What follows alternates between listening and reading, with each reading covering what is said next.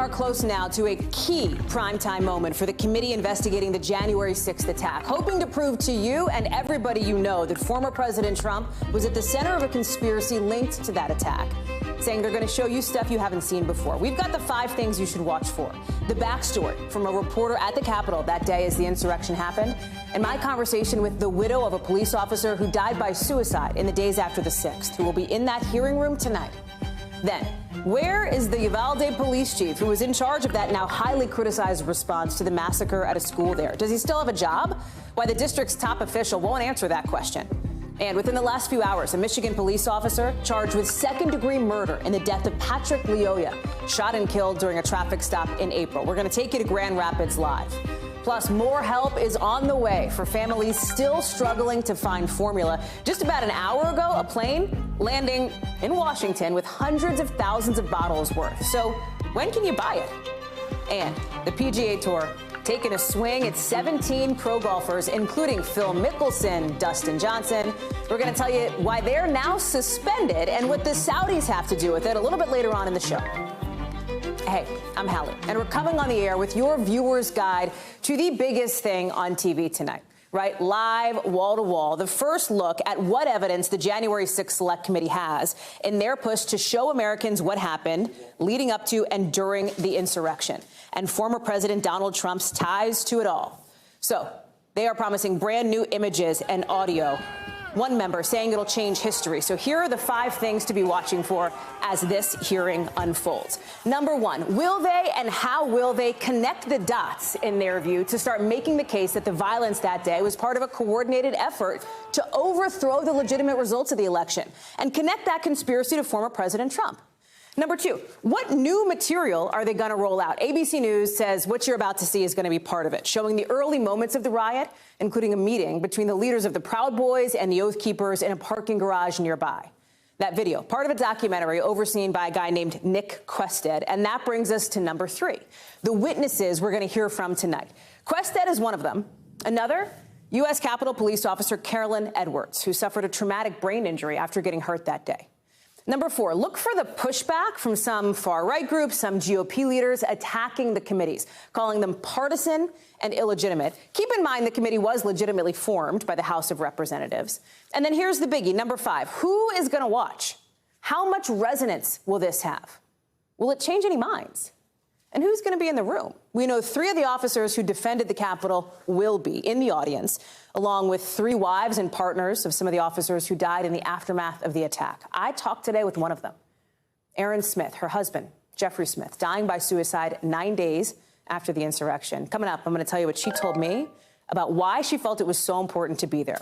But I want to bring in Hallie now, joining us live from Capitol Hill. And this is it, Hallie, like the countdown to this first hearing, right? The one that is probably, if all bets are right, going to get the most eyeballs, considering it's in prime time. It's being carried on the 3 major networks, ABC, CBS, NBC. The committee has pledged this is going to change history. But I spoke with one member of Congress today who said, well, I don't know if it's going to change history. It will be an account of history here. These are very high expectations, right? This is a high bar. So what's the expectation that the committee is going to meet that bar? Look, they are telling us, Hallie, that they're going to have never-before-seen materials, but I do think that there's this really interesting split among Democrats, but even among committee members who I've spoken to. There are those who are drumming up the expectations, saying that it's going to change history. Jamie Raskin used the phrase that they were going to blow the roof off the House with some of the things that they found out in the hearing. That's one camp. And then the other side is saying simply that they are going to connect the dots and set a narrative for the American people. I'm standing outside that hearing room right now. It is just to the side of me. And in a few hours, we're going to see which of these that is. I do think, though, based on the witness list that we've seen and the idea that we're going to see new material that includes things like what Nick Quested had because he was a documentarian following along with the Proud Boys on that day. I do think that the main role of this hearing is to put Americans back in the mindset of how harrowing and tragic that day actually was, both for the people here at the Capitol, but also elevating it to the larger premise that democracy was on the brink that day. They're trying to elevate this above the partisan. We'll see if that actually works. A lot of what happened leading up to and on the day of January 6th, we are now, about a year and a half out from it, has been reported, right? So substantively, when it comes to facts of the matter, facts of the case, what might we learn? Or is this more about sort of the optics of it? Maybe new images, new angles, new perspectives, et cetera. What's your sense? So I think it's both. And the way that I've been thinking about this is that there are the disparate threads, the individual news stories, the things that came out in real time.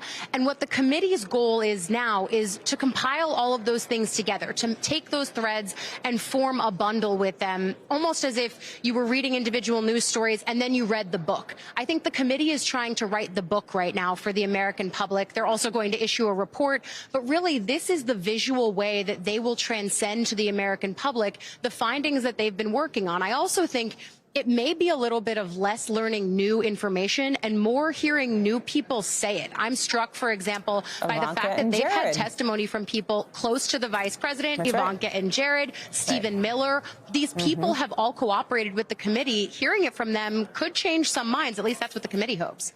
You know, we referenced this a moment ago as we were sort of setting up the viewer's guide to what people should be thinking about, the questions that might get answered, the questions you might be having in mind as you're watching this hearing unfold. And one of them is about the pushback that we have already seen from some Republicans, right? House Minority Leader, the top Republican in the House, Kevin McCarthy among them. The House has come out and said they want to create a committee to investigate this committee if they win the House come November. And I want to play a little bit of what we heard from Kevin McCarthy sort of now and then at January 6th, because it's two different things, right? So here's what he said then, less than a week after January 6th. Watch. We cannot just sweep this under the rug. We need to know why it happened, who did it, and people need to be held accountable for it. And I'm committed to make sure that happens. Very different tone from Kevin McCarthy today. Let me play what he said. It is the most political and least legitimate committee in American history. It has permanently damaged the House and divided this country. And let's be honest, it is a smokescreen for Democrats to push their radical agenda. The House voted to create this committee, right? So in the rules of Congress, it was created in that fashion, legitimately. He's saying it's partisan. That's been the line from Republicans almost since the very beginning in the discussion of this committee's creation. Yeah. That's been the lie, but I also think there's two things here. One, the shoe is eventually going to be on the other foot, whether it's in November, if Republicans retake the House and Kevin McCarthy is in charge, they're going to have to deal with the fact that they ignored subpoenas from a committee. What happens now when the shoe is on the other foot? I also think, though, the thing about this is the public and the private was always the real touchstone of the Donald Trump era in Washington. The things Republicans would say privately are very different than the things that they would say publicly about him. January 6th is perhaps the pinnacle of that hypocrisy and that juxtaposition. You see it in recordings like that, and I think that for Americans who come to this with an open mind, and I'm not sure I'm convinced that there are many of them, but for those who come with an open mind, I think that hypocrisy is going to be one of the things that make them at least listen to what the committee has to present. Hallie, going to be a long night for you. Thank you. Related to this, just a few hours ago, a Republican candidate for governor in Michigan faced a judge for the first time after being arrested for his alleged involvement in what we're talking about, the insurrection on the 6th. This is Ryan Kelly. And officials say this is him at the Capitol. 2 hands up. You see that red band on his wrist. We're going to talk about that in a second. He was taken into custody this morning by the FBI. They also raided his home as Kelly was taken off behind bars. He's facing 4 charges now relating to his alleged actions at the Capitol, including disorderly conduct and willfully injuring or attacking U.S. property. Let me bring in our Pete Williams here. And Pete, the timing of these charges, filed on the day of these first public hearings now about the attacks. Talk about how this arrest unfolded and what you see as most significant here. Well, the arrest unfolded in pretty much the same way all of these cases have gone. The FBI went to his house, did a brief search, arrested him, took him for a brief court appearance, and he basically faced the charges for the first time. Didn't enter a plea today. That will come later.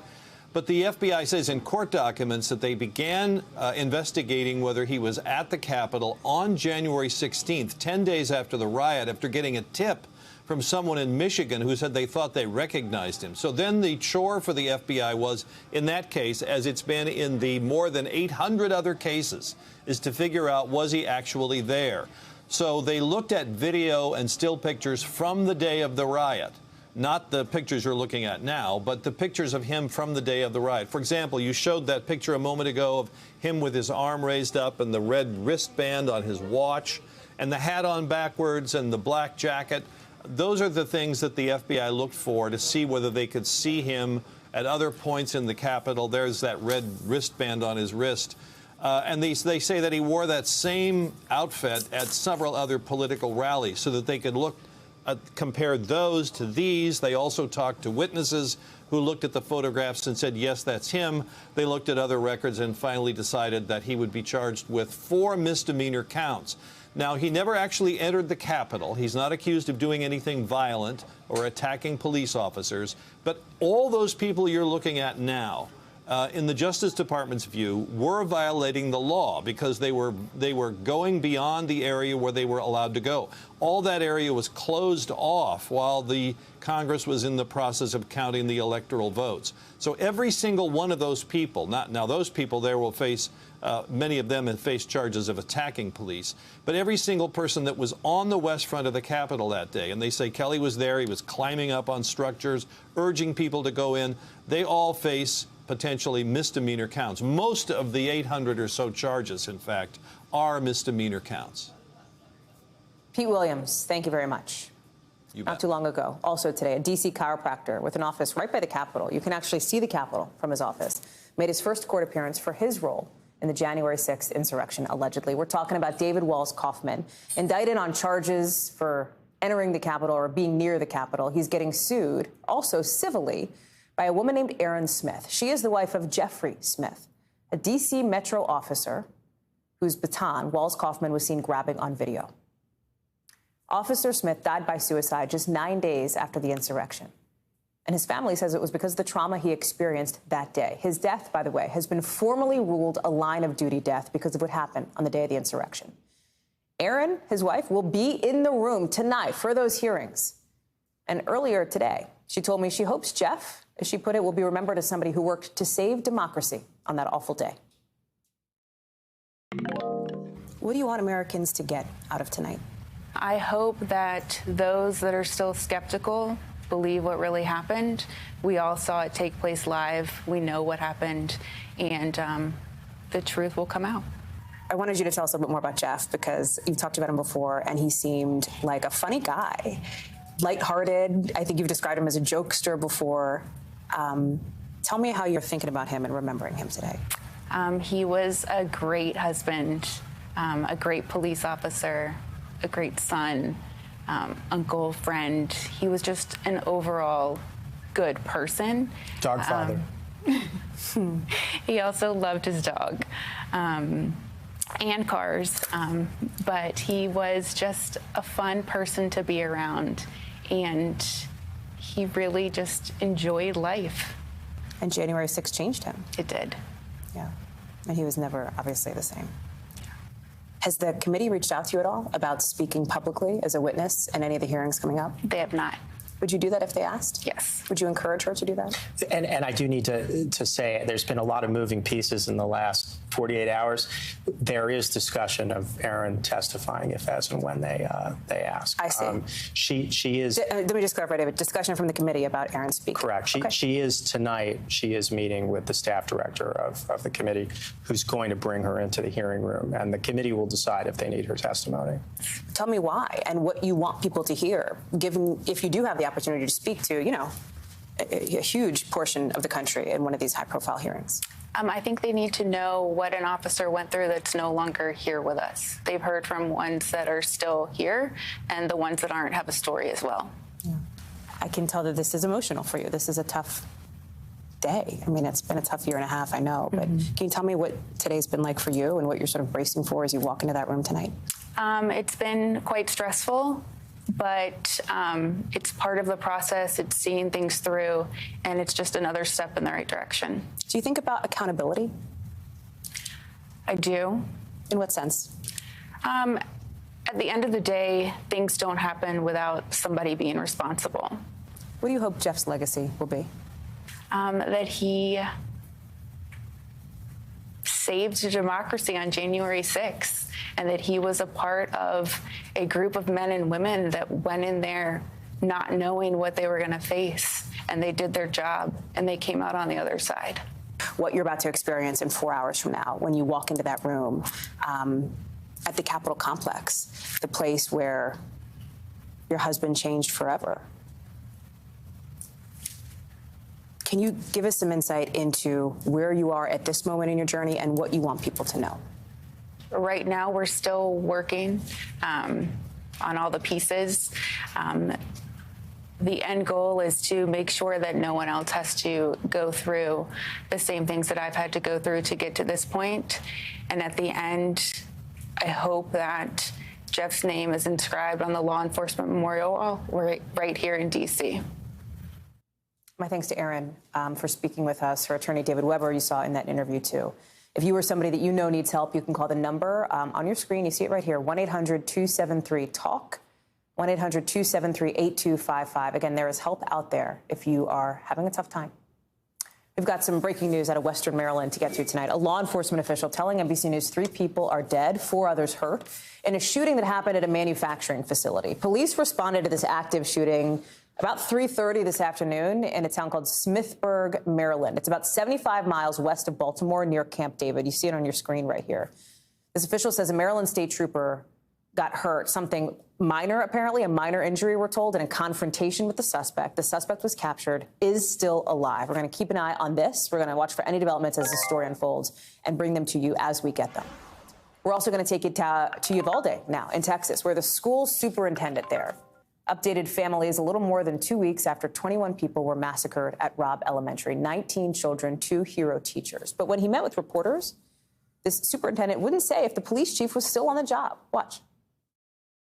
That's a personnel question. I'm not going to be able to answer that in a public forum. We're talking about Police Chief Pete Arredondo, who really hasn't been seen much since the shooting. Family members of the victims, others in the community have criticized him for telling officers under his watch or for not having officers go in sooner as the shooter was in the classroom in the school with those kids. It comes as the Texas House started its investigation into the shooting today, planning to keep things behind closed doors for now. The committee chair leading this investigation says he may release a preliminary report at some point and that, in his words, answers and solutions will come. Guad Venegas is in Uvalde for us tonight. Not a lot of information coming out of the superintendent of the school tonight. What? Hallie, that is correct. He held this press conference today, and the school district wanted to communicate some information to parents. They said that students in 1st and 2nd grade who attended Robb Elementary will all go to one school, and students from 3rd to 6th grade will go to a different school. Some parents were worried that after the trauma of the shooting, some of the students would be separated from their friends. So that's some of the information that they did share today. They said they have officers assigned to different schools in the school district, and they also said they are creating safety protocols, but they have not shared what those protocols will be. Now, as you mentioned, the question everyone has is whether School District Police Chief Pete Arredondo is still the chief, but the superintendent chose not to answer any questions related to personnel and also no questions related to the investigation, Hallie. He also talked about how Robb Elementary is now closed for good and that students are going to be going to other schools. Do we have any idea on the sort of transition for these kids next school year? So what we know is that Robb Elementary, the site behind me, will never be used to build another school again. So they've said they have other, they didn't exactly what they're going to do, but they said they have other plans for this site, right? That's what we know. And we know, as I mentioned, that they're going to keep the students from each grade together, so they won't be separating students that have friends in the same grade. And this is something that parents had asked for. Last week, they had a school district meeting where a parent came to the meeting and cried, asking them to do whatever it is that they could to keep the students together with other friends in their grade, because moving forward, you got to understand these children have a lot of trauma to get over. They're going to need counseling, and the parents, a lot of the parents feel like it was important to keep them together with their friends in the following year after the summer. Folks who watched the show 24 hours ago know that we previewed what happened this morning at the Texas House of Representatives, the state house in Texas there, and this closed-door session, basically, witnesses, law enforcement witnesses talking about the highly criticized response to what happened as this shooter was stealing the lives of these kids and these adults. Do we give us the highlights, right? We don't really know what happened in the session because it was closed, but we did hear from lawmakers before and after. Right, Hallie. So what we know is that this executive or this investigative committee from the Texas House of Representatives was meeting today. So the actual testimony from the officers, that was in private, but before they heard the testimony, they did speak to the media, and they gave us some information that could possibly indicate that we will receive some type of report. So what they said exactly was that as the investigation continues, after they listen to these testimonies, they might release a preliminary report sharing some details of what happened. What we know now is that the officers that responded, the officers that were here that were told to wait outside while the children were making the 911 calls, those are the officers that understand the circumstances, that know what happened, that can really share information. Those are the officers that would have spoken, and today the legislators are going to hear from law enforcement officials, so they're going to get some vital information. It'll be up to them to decide if they want to release this preliminary report as that official investigation conducted by Texas state authorities continues. Hallie.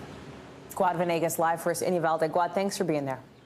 In Washington now, the White House is rolling out its highly anticipated COVID vax plan for kids under the age of 5, something a lot of parents have been looking for. The first vaccinations, according to officials, could start June 21st, just a couple weeks from now. And the shots may start shipping as soon as next weekend if regulators go ahead and give the green light. So here's what has to happen, okay? The FDA's vaccine advisors will meet next week. They'll talk about authorizing emergency use of the Moderna and Pfizer vaccines. If they give the okay, then it goes to the CDC. If the CDC gets the okay, then you will start to see shots in arms for kids. I want to bring in Josh Letterman now. And what's interesting here is while you have some parents who are just waiting for this moment, look at the other age group of 5 to 11-year-olds. Fewer than a third of them have actually gotten 2 doses of the COVID vaccine. One challenge for the administration beyond just the distribution of the shots is getting people to actually take them in the first place for their kids. That's right, Hallie. It's almost less about the access than it is convincing parents to give it to their kids because, as you point out, less than 30% in that 5 to 11 age group. But then the older you get, the more likely you are to have been vaccinated. And that is why a lot of epidemiologists expect that parents will be even more reluctant to vaccinate children who are younger than 5 than they have with older kids. And so the White House says the plan to try to get as many of them vaccinated as possible will include not only doctors and nurses, but also religious leaders who will be enlisted to try to reassure parents and particularly to fight some of that disinformation that has continued to flood around about the safety and efficacy of these vaccines. And the other thing the White House plans to do is make sure that the primary place where kids who are under 5 are getting this is not at CVS like many of us adults, but at their local pediatrician, a doctor that their parents already trust. They're hoping that that will go a long way to making sure they get as many young kids vaccinated as possible. The White House COVID team says every kid under the age of 5 is going to be able to get the shots needed, but they said in the fall, things could look a little bit different because there's this concern over money running out, basically. They've been trying to get Congress to pass more COVID funding. Where does that stand? It's pretty much stalled at the moment, Hallie, and not a lot of clear signs that is going to make any progress anytime soon. And so in the meantime, the Biden administration is basically robbing from Peter to pay Paul, right? They're going to take money that was supposed to be for COVID tests and PPE and instead use it for this. And that, of course, is going to hurt their other efforts to try to contain and limit the spread of the disease. And that's why the administration says it's so important that Congress give them that additional money they need, even though Congress seems to be very stuck on this issue. Hallie? Josh Letterman, thank you. Not too long ago, the father of Patrick Lyoya saying his family is getting at least some consolation after a Michigan prosecutor announced the officer that shot Lyoya while he was pinned to the ground is going to be charged with second-degree murder. We're talking about, of course, this incident when Lyoya, a 26-year-old black man, was killed during a traffic stop on April 4th. The officer, Christopher Schur, told Lyoya he stopped him because his license plate did not match the car he was driving. Videos of the confrontation show Lyoya eventually trying to run from Schur. The two then struggle on the ground as the officer tries to grab Lyoya and handcuff him. Schur will be arraigned tomorrow. I want to bring in Kathy Park, who is live now in Grand Rapids for this. Talk to me about what we heard from the Kent County prosecutor, who says he's still pretty restricted, can't say too much about this decision, at least not at this point. Hallie, that's absolutely right. And the prosecutor couldn't share much with us today because this now essentially needs to be tried in a court of law. So he did say once again that the Officer Schur, is charged with second-degree murder, which is a serious charge. It's a felony which carries up to life in prison with the possibility of parole. We've also learned that Schur currently is in jail. He turned himself in earlier today, and his arraignment will be sometime tomorrow. And Hallie, we pressed the prosecutor because when you look at the timeline of all this incident happened on April 4th. So here we are 2 months later with a charging decision. So there has been mounting pressure for this announcement and a lot of criticism that they didn't find out sooner. But the prosecutor said, look, we got the full, complete report from Michigan State Police just 8 days ago, who used that time to comb through the information and also leaned on feedback from local and national experts when he came out with the decision today, Hallie. What else are we hearing from Patrick Lyoya's parents? Because they've been fighting. They want to see Schur charged, not just charged, but also fired for what happened. Fill us in on that front, because there's been no decision made on that yet. Yeah, so obviously, Hallie, for any family going through this right now, they are heartbroken. They are still grieving the death of their son. They are refugees from Congo, and Patrick was symbolized hope for them. And there were some run-ins with the law. He's had a couple of tough years with some issues with law enforcement. But he said, you know, the family said this is no excuse for him to essentially be executed. They also added that they are, you know, this is some consolation that the officer was charged, but this essentially will not bring their son back. They also asked for calm. Ever since the beginning, ever since the death of their son, they asked the community to stay peaceful. They don't condone violence. And obviously, once again, Hallie, this family is essentially heartbroken and still grieving. Kathy Park, live for us in Grand Rapids. Kathy, thank you for being there. Coming up, 5 Marines killed in a crash during a military training session in California. What we know about the investigation and the troubled history of what they were flying in. Plus, drama in the world of golf. And it's not just about the game, it's geopolitics. Why the PGA is suspending some top players. Stay with us.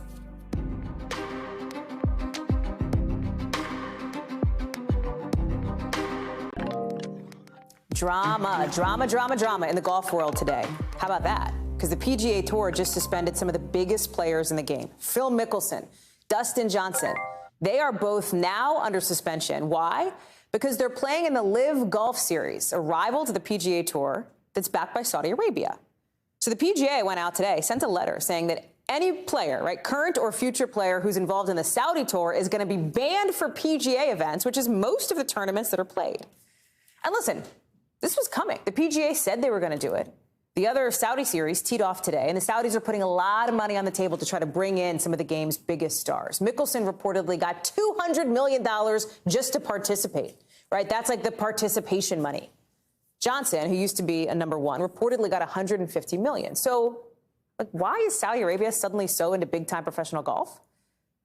Some of the country's critics say it's an example of sports washing, using sports to try to clean up a public image, especially for the Saudis after the killing of journalist Jamal Khashoggi. Here's what Mickelson said when he was asked about it. I'm certainly aware of what has happened with Jamal Khashoggi, and I think it's terrible.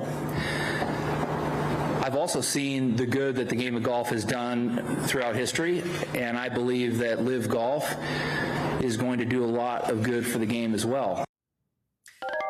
Megan Fitzgerald is covering the drama in the world of golf. And, like, listen, Megan, I'm not I'll be honest, not a huge golf fan, but I think this is a story that breaks through whether you're like a sports fan of this game or not, because it's a big deal. It's the game, but it's geopolitics. The PGA Tour has been around for 90 plus years. There's now another option for players and a really contentious moment. Yeah, you're absolutely right. I mean, this is the first time that we're actually seeing a tournament that in some ways rivals the PGA series, the PGA Tour. And, you know, I know you just played what Phil Mickelson said, but he also made some controversial comments in February where he said that he was willing to overlook the horrific human rights record of Saudi Arabia to have economic leverage over the PGA. Of course, he has since apologized for those comments, but that's what he's doing. I mean, like you said, we're talking big money here to the tune of more than $100 million just to play. And then, of course, as you mentioned, Dustin Johnson, #1 in the world back in 2017. He's got several majors under his belt. And he also said in February that he wasn't going to participate, and he's participating. So obviously, we can see here, money talks. The sports washing criticism here, I think, is super interesting because this is a country that has a terrible human rights record, one of the world's worst. And we've really seen them try to fix the sort of optics perception of it. They pulled in Justin Bieber last year to perform at the F1 races. Right. What are you hearing from sort of analysts and foreign policy experts about how much the Saudis are trying to use this tournament to change the way the world sees them? Yeah, so sports analysts say, look, you know, we always see these big stars, whether it's sports stars or pop stars. I mean, they're advertising for different products because it does something. They pull a lot of weight. People look up to them. People follow them. And so, yeah, I mean, we are talking about some horrific human rights atrocities, public flogging, punishment by death, executions, torture, the way that they treat women. You know, Jamal, I mean, the list, of course, goes on.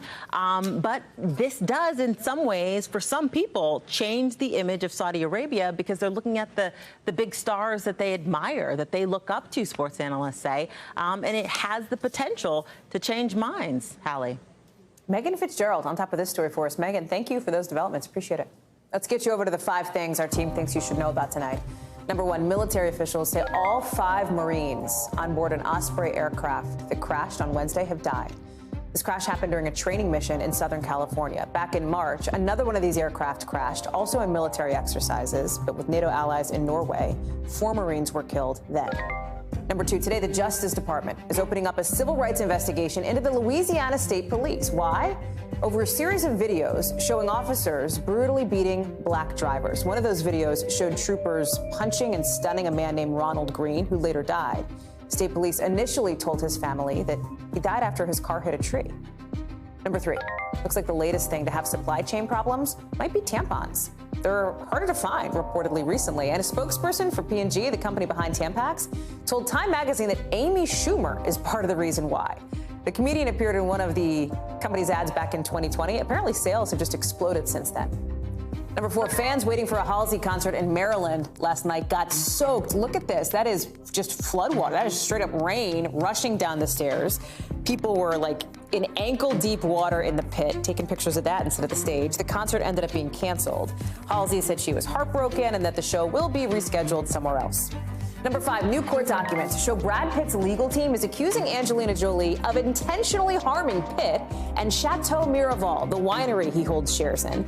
They say she sold her stake in the French vineyard to undermine his investment. The former couple purchased shares of that winery together in 2008. So we'll watch that Miraval wine drama, too, when we come back. We're talking with one of our reporters who was inside the Capitol during the insurrection, still now covering what happened on January 6th. That's our backstory tonight after the break.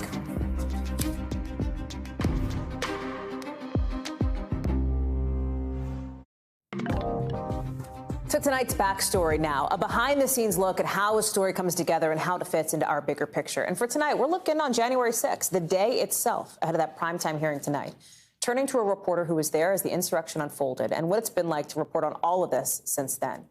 Our Scott Wong was inside the Capitol, locked down for hours. You've been working. He is joining us now. Scott, I'm so glad you're with us. You were working for a different news organization at the time, The Hill.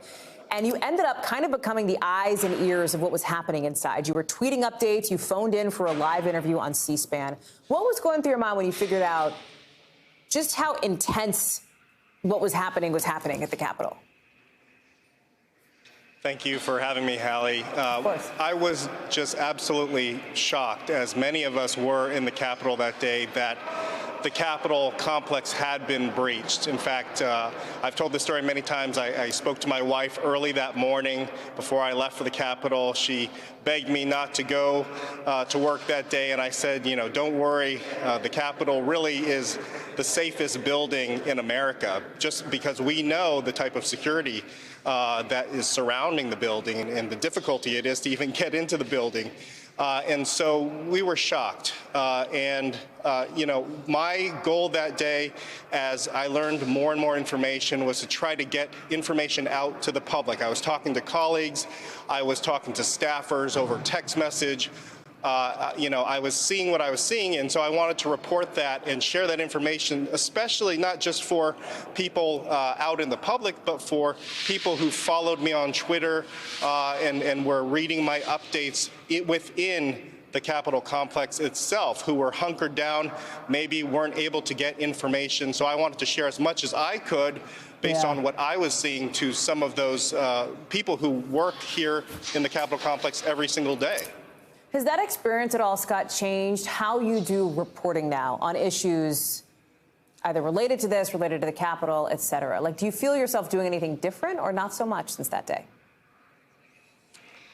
No, I don't think so. I think I'm trying to approach things in the same way, just focused on the facts, focused on what we know. And when I was reporting that day as well, you know, I was trying to get just the facts out there, you know, information on what I was seeing. And what I was seeing that day was police officers who were clearly had been in violent struggles with some of these rioters that were coming down into the basement of the Capitol where we were, you know, who had been bear sprayed, who had been severely beaten, some of them unconscious, that were being dragged by their police officer colleagues to safety, who were begging us reporters for water so that they could rinse their eyes out from being maced or bear sprayed. And so, you know, nothing has really changed as the investigation portion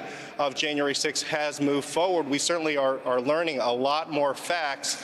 Later tonight, we will hear from the committee itself in their first public hearing, and it is almost certain that we will be learning more information that is not previously known, being able to watch video also that the public has not really seen before. That's according to Chairman Benny Thompson. And so given the 1,000 witnesses that they've seen, the 140,000 documents that they've been able to obtain, we almost certainly will learn some new information about what happened on January 6th and the run-up to that day.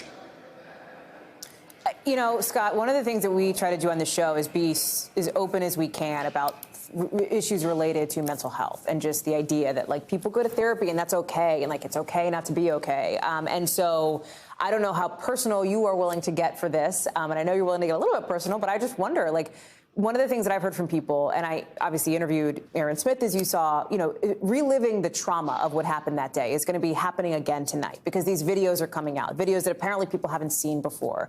And for the people who experienced that day at the Capitol or who had loved ones experience that day, it is like reliving everything that happened all over again. Like, how are you, and I'll just put it to you, Scott, like, how are you feeling? I mean, that's a lot to process.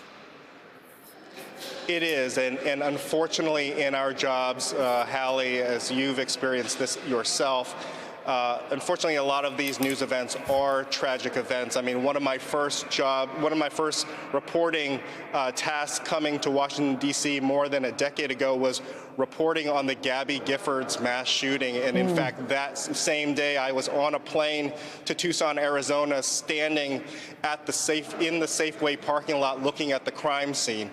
Unfortunately, there have been too many violent attacks, especially when that involve, you know, politicians, from Steve Scalise to the January 6th attack, you know, a year and a half ago.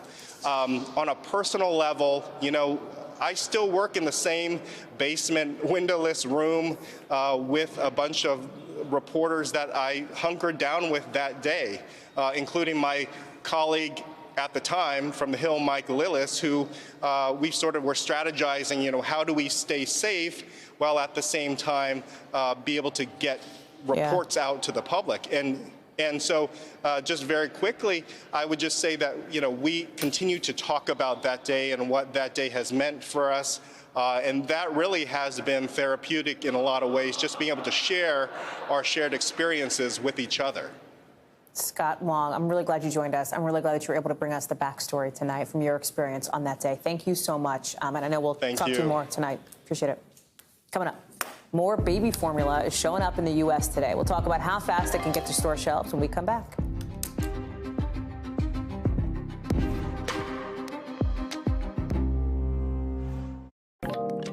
NBC News covers hundreds of stories every day, and because you couldn't possibly read or watch or listen to them all, our bureau teams have done it for you. This is what they tell us is going down in their regions in a segment we call The Local.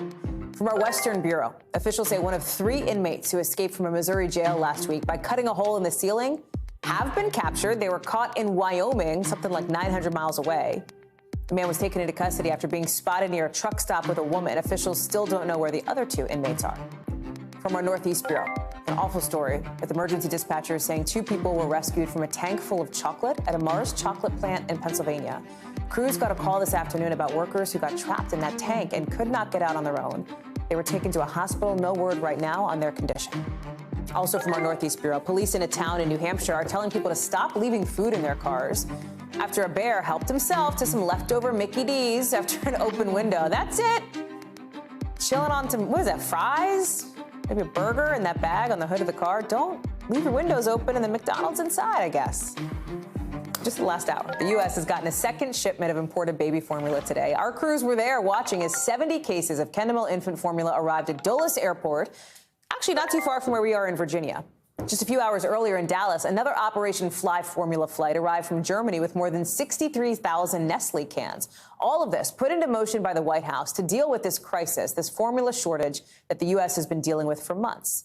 Store shelves have been mostly empty because Abbott Nutrition, the country's biggest formula maker, they had a plant that was shut down by the FDA in February because an inspection there found a type of bacteria that would hurt babies. The plant is back open now, but that closure, boy, did that set off a domino effect, just crippling an industry that's also been affected by supply chain issues and the pandemic. Gary Grumbach is at Dulles, where this all went down. And, you know, I think it's important here, Gary, because the baby formula crisis led newscasts for like 2 weeks, right? I mean, we talked about it all the time. We wanted to stay on top of this story because the question is it getting to store shelves for the parents who need it, right? We know some of the early formula that came in was specialized formula specifically for kids with like really like medical conditions, allergies, et cetera. What about the average parent who's just looking to get their kids something? Yeah, it really is moving quickly. And to pull back the curtain a little bit for you, Hallie, we were hoping for an active live shot with maybe some pallets of baby formula in the background. It's actually already out of here on its way towards Target distribution centers. They landed here from Heathrow Airport. They're going to Target distribution centers to get to 1,900 stores across the United States. It's all Kendall formula that's doing this. What is happening here is it's all based in the United Kingdom. This is a company that Americans may not be familiar with, but the co-founder, when he saw that there was a shortage going on, called the FDA and offered up his products to the FDA. A few days later, the FDA said, yes, absolutely, let's get you FDA approved, and started sending this formula to the United States. It's something that the co-founder of Kendall was here, and he called it a national crisis. Hallie? What's the White House doing to talk to parents who might not know anything about international formula, imported brands, right?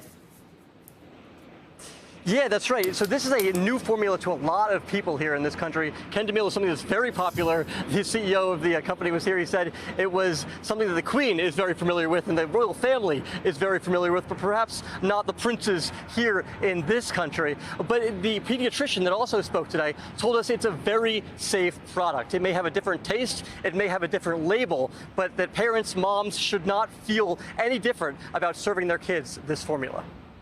Gary Grumbach live for us near Dulles. Gary, thank you. Still to come, what is at stake and what to watch for as we close in on tonight's primetime hearing at the Capitol. We're actually looking at that and hearings through history, where this one could fit. That's coming up.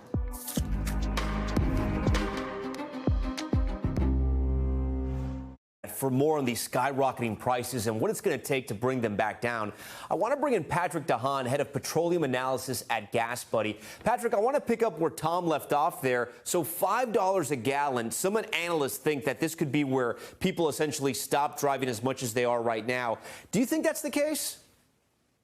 Well, we're not seeing it in data. We're seeing a lot of talking about it, but not walking the walk, and that Americans are seeing a slight decrease in consumption versus some of the blockbuster years, but overall, demand is actually going up as prices go along. I know you get asked this question every day, but I think it's an important one. Do you see an end to this? I mean, and how high do you see gas prices going this summer?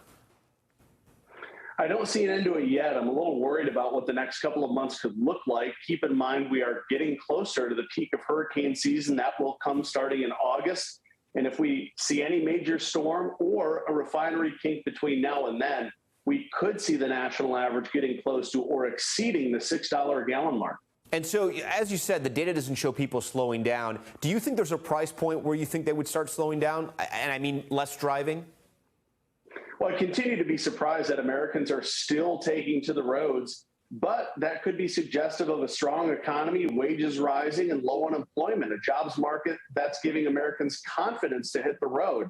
Having said that, there must be a turning point here somewhere. If it's not $5, it could be the $6 mark where consumers really balk. Thanks for watching our YouTube channel. Follow today's top stories and breaking news by downloading the NBC News app.